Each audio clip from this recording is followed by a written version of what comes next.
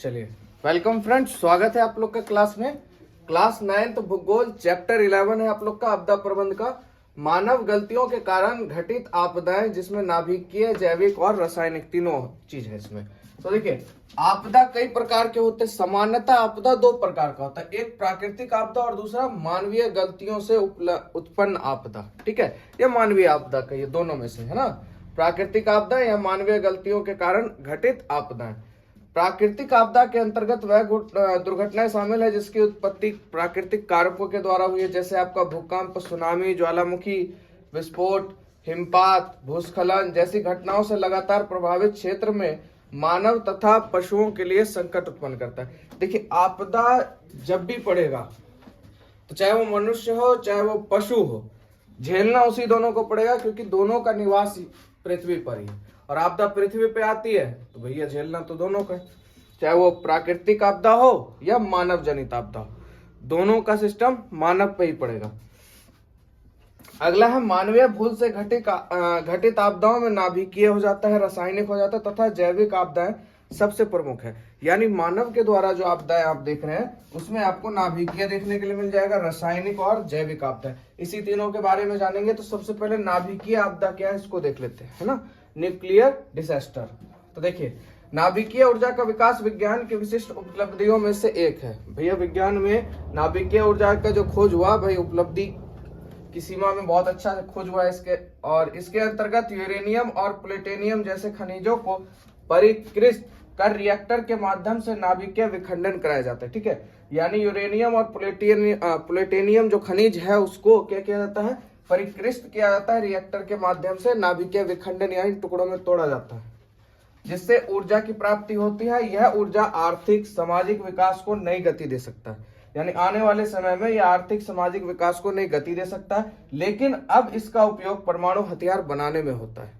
यानी आपका जो न्यूक्लियर नाभिकीय आपदा है जिसमें यूरेनियम और प्लूटोनियम है, इसका उपयोग जो है अभी परमाणु बम बनाने में होना शुरू हो गया, यानी परमाणु हथियार बनाने में होता है। तब यही ऊर्जा आपदा का कारण बन जाता है। ठीक है, हो तो रहा है यहाँ पे ऊर्जा का काम, पर इसी ऊर्जा को जब हम परमाणु में हथियार बनाने में इस्तेमाल करेंगे तो भैया ये आपदा का कारण बन जाएगा। ठीक है, चलिए आगे देखते हैं। देखिए, इसी में परमाणु बम का सर्वप्रथम विस्फोट 1945 में संयुक्त राज्य अमेरिका द्वारा द्वितीय विश्व युद्ध के अंतिम चरण में जापान के 2 नगरों पर परमाणु बम गिराया गया था। सबसे पहले अगर बात करें तो 6 अगस्त 1945 में हवाई हमले के द्वारा हिरोशिमा पर, और फिर पुनः 9 अगस्त 1945 को नागासाकी पर बम गिराया गया। इससे लाखों लोगों की मौत हुई और देखिए साथ ही साथ 1 लाख से भी अधिक लोग घायल यानी अपंग हुए, जिन्हें परमाणु किरणों के प्रभाव से, और कुछ को तो परमाणु किरणों के प्रभाव से कैंसर हो गया, चर्म रोग जैसी बीमारियां हुई। बचे हुए लोग अपने ही लोगों से बिछड़ गए, जिससे मनोरोग यानी मन का रोग जो होता है, मनोरोग की समस्या उत्पन्न हो गई कि भाई हम दुनिया से अलग हो गए, है ना।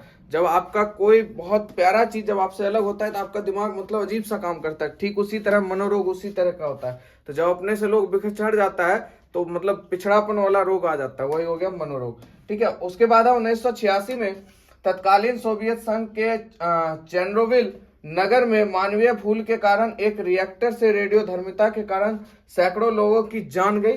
ठीक है, और इसका प्रतिकूल प्रभाव इसके आसपास के वातावरण पर वर्षों तक रहा। ठीक है, आप देख रहे हैं 1986 में सोवियत संघ में चेर्नोबिल नगर में मानवीय भूल के कारण यानी मानव की गलती के कारण रिएक्टर रेडियोधर्मिता के कारण सैकड़ों लोगों की जान गई, और इसका प्रतिकूल प्रभाव इसके आसपास के वातावरण पर पूरे वर्षों भर तक रहा, कई वर्षों तक भी रहा। उसके बाद 1933 में भारत के नारोरा केंद्र पर भी भयंकर दुर्घटना होते होते बची। ठीक है, आगे बात करते हैं। परमाणु ऊर्जा उत्पन्न करने वाले सभी केंद्रों पर स्वतः रेडिएशन की प्रक्रिया कार्य करती है, अतः वहां कार्य करने वाले वैज्ञानिकों तथा श्रमिकों को रेडिएशन प्रतिरोधी जैकेट का प्रयोग करना होता है। जो भी वहां पे काम कर रहा है रिएक्टर के पास या रेडिएशन के पास, रेडिएशन प्रतिरोधी जैकेट उसके पास होना चाहिए। ठीक है, चलिए आगे बात करते हैं प्रबंधन की आवश्यकता एवं कार्य। तो देखिए, ऊर्जा परमाणु का उपयोग सदैव विनाशकारी नहीं है, और यही कारण है कि भारत ने अमेरिका के साथ इसी वर्ष परमाणु ऊर्जा की संधि की है। विश्व के करीब 20 परमाणु ऊर्जा तकनीक संपन्न देशों ने भारत को इस ऊर्जा उत्पादन हेतु सर्वाधिक यूरेनियम देने का आश्वासन दिया है।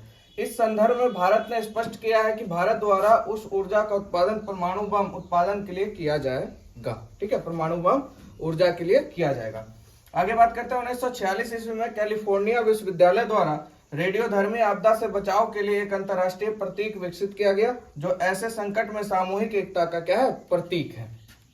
उसके बाद परमाणु ऊर्जा उत्पन्न करने वाले केंद्रों पर भी रेडिएशन के कुप्रभाव को रोकना आवश्यक है। संयंत्रों की खराबी और मानवीय भूल से बिना बम विस्फोट से भी लाखों लोगों की जान जा सकती है। बिना बम, अगर मान लीजिए रेडियो आपका जो है रेडिएशन है, अगर बम नहीं भी फटा पर उसका रेडिएशन बहुत हाई होता है, तो इससे बचने का भी वहां पर समुदाय रूप से हल निकाला गया। ठीक है, उसके बाद अतः इन केंद्रों की स्थापना सघन बस्तियों से दूर की जा सकती है। मतलब इसको जहाँ पे बहुत सारे लोग बसे हैं उससे एकदम एकांत जगह, मतलब ऐसे जगह पर जहाँ पे लोगों का बसाव क्या हो, कम हो, वहां पे इसको स्थापित करना चाहिए।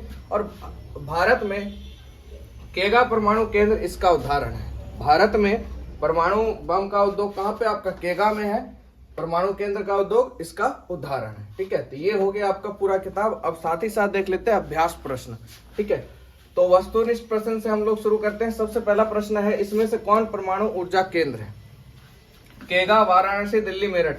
अभी आपने तुरंत पढ़ा भारत में कहाँ पे है, केगा में है, तो इसका आंसर हो जाएगा ए, सही हो जाएगा, यानी केगा में है। ठीक है, दूसरा है हिरोशिमा किस देश में है? भारत, जापान, चीन, ताइवान।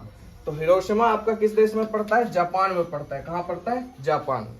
चलिए, क्वेश्चन है परमाणु विस्फोट से बचने के लिए सर्वप्रथम प्रतीक चिन्ह का विकास किसने किया? तो टोक्यो विश्वविद्यालय, कैम्ब्रिज विश्वविद्यालय या कैलिफोर्निया विश्वविद्यालय, इनमें से कोई नहीं। अभी जस्ट आपने पढ़ा किसने किया था? कैलिफोर्निया विश्वविद्यालय ने। ठीक है, चलिए अब चलते हैं लघु प्रश्न उत्तरीय पर। पहला क्वेश्चन कहता है परमाणु ऊर्जा क्या है? तो देखिए, जब यूरेनियम तथा प्लूटोनियम जैसे खनिजों को परिष्कृत कर रिएक्टर के माध्यम से नाभिकीय विखंडन कराया जाता है तो ऊर्जा की प्राप्ति होती है, जिसे नाभिकीय या परमाणु ऊर्जा कहते हैं। ठीक है, अगला है विश्व में प्रथम परमाणु बम किस देश पर गिराया गया था?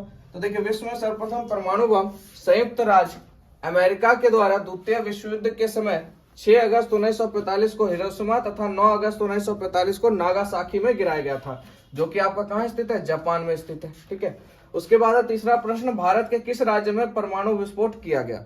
तो भारत के राजस्थान में परमाणु विस्फोट किया गया। कहाँ पे? राजस्थान में। चलिए अब दीर्घ उत्तरीय प्रश्न की। तो पहला क्वेश्चन कहता है रेडिएशन से क्या हानि होती है? मनुष्य पर पड़ने वाले प्रतिकूल प्रभावों की जानकारी दे। तो चलिए, रेडिएशन का विकिरण नाभिकीय ऊर्जा उत्पादन के दौरान होता है। ठीक है, इसके अंतर्गत यूरेनियम, प्लूटोनियम जैसे खनिजों को परिष्कृत कर रिएक्टर के माध्यम से नाभिकीय विखंडन कराया जाता है, जिसके कारण हमें ऊर्जा की प्राप्ति होती है। इस क्रिया के दौरान रेडिएशन अर्थात विकिरण की क्रिया होती है। ठीक है, रेडिएशन से मानव जनित ही नहीं बल्कि अन्य जैविकों को भी हानि होती है। रेडिएशन से लाखों लोगों को कैंसर, चर्म रोग, स्वास्थ्य संबंधी बीमारियां हो जाती हैं। इन रोगों का असर स्थायी तौर पर कई वर्षों तक रहता है। ठीक है, बसे बसाए नगर कब्रिस्तान में बदल जाते हैं। वहां की जमीन, जल सभी बंजर और दूषित हो जाते हैं। इन सब से उबरने में कई साल लग जाते हैं। हिरोशिमा तथा नागासाकी पर 1945 में जो बम गिराया गया था, लेकिन बम तो गिराया गया था, लेकिन इसका प्रभाव आज भी वहां पे देखने के लिए मिलता है। अभी तक वहां की स्थिति सही नहीं हुई है, दयनीय की दयनीय है। तो ये है आपका रेडिएशन से हानि और मनुष्य पे इसका प्रतिकूल प्रभाव क्या पड़ता है। चलिए अगला क्वेश्चन देखते हैं। अगला प्रश्न जो है परमाणु ऊर्जा से क्या लाभ है, इसका वर्णन करें। देखिए, आज के समय में ऊर्जा प्राप्ति के स्रोत अनेक है, बहुत सारे हैं। जैसे कोयला हो गया, तेल, लकड़ी, जल ऊर्जा, पवन ऊर्जा आदि। इनमें कुछ स्रोत सीमित है, जैसे आपका कोयला हो गया, तेल हो गया। ठीक है, जल ऊर्जा, पवन ऊर्जा आदि भी ऊर्जा के स्रोत है, लेकिन इनका उपयोग करने के लिए वातावरण हर जगह उपलब्ध नहीं है। दूसरी ओर बढ़ती आबादी की वजह से ऊर्जा की आवश्यकता लगातार बढ़ती जा रही है, अतः ऊर्जा की आवश्यकताओं की पूर्ति के लिए किसी तीसरे स्रोत की आवश्यकता है। इस रूप में परमाणु ऊर्जा अत्यंत उपयोगी है। परमाणु ऊर्जा से जन कल्याण, गरीबी, सुख और शांति से जीने का अवसर प्रदान कर सकती है। परमाणु ऊर्जा के प्रयोग से हम बिजली उत्पादन कर सकते हैं, जिससे हम बिजली की बढ़ती आवश्यकताओं की पूर्ति कर सकते हैं। ठीक है, इसके अलावा हम इसका उपयोग कल कारखानों में बिजली या ईंधन के रूप में भी कर सकते हैं। तो ये हो गया परमाणु ऊर्जा के लाभ क्या है इसके बारे में। तो ये हो गया पूरा आपका चैप्टर खत्म, यानी आपका डी एंड हो गया यहाँ पे। तो वीडियो कैसा लगा आप लोग जरूर कमेंट कीजिएगा, लाइक कीजिएगा, शेयर कीजिए दोस्तों में। मिलेंगे आप लोग से नेक्स्ट वीडियो में। जय हिंद, जय भारत।